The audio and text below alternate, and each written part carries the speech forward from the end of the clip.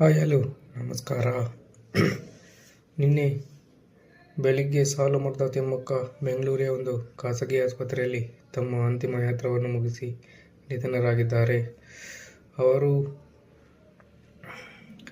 ಅವರಿಗೆ ಈಗ 114 ವರ್ಷಗಳು ತುಂಬಿವೆ. ಅವರು 1911ರಲ್ಲಿ ಜನಿಸಿದರು. ಅವರು ಮಕ್ಕಳಿಲ್ಲದ ಕಾರಣ ತಮ್ಮ ಸಸಿಗಳನ್ನು ಮತ್ತು ಮರಗಳನ್ನು ನೆಟ್ಟು ಅದೇ ಅವರ ಮಕ್ಕಳನ್ನಾಗಿ ಬೆಳೆಸಿದರು.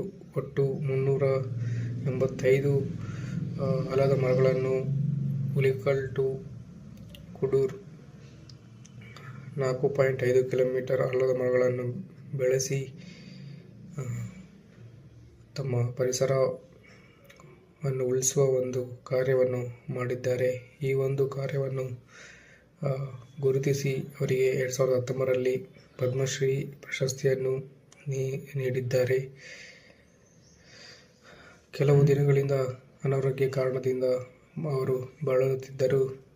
ಈ ಒಂದು ಕಾರಣಕ್ಕಾಗಿ ನಿನ್ನೆ ಬೆಂಗಳೂರಿನ ಒಂದು ಖಾಸಗಿ ಆಸ್ಪತ್ರೆಯಲ್ಲಿ ತಮ್ಮ ಅಂತಿಮ ಹಣವನ್ನು ಮುಗಿಸಿ ನಿಧನರಾಗಿದ್ದಾರೆ. ಅವರ ಆತ್ಮಕ್ಕೆ ಶಾಂತಿ ಸಿಗಲಿ ಎಂದು ದೇವರಲ್ಲಿ ಪ್ರಾರ್ಥಿಸೋಣ.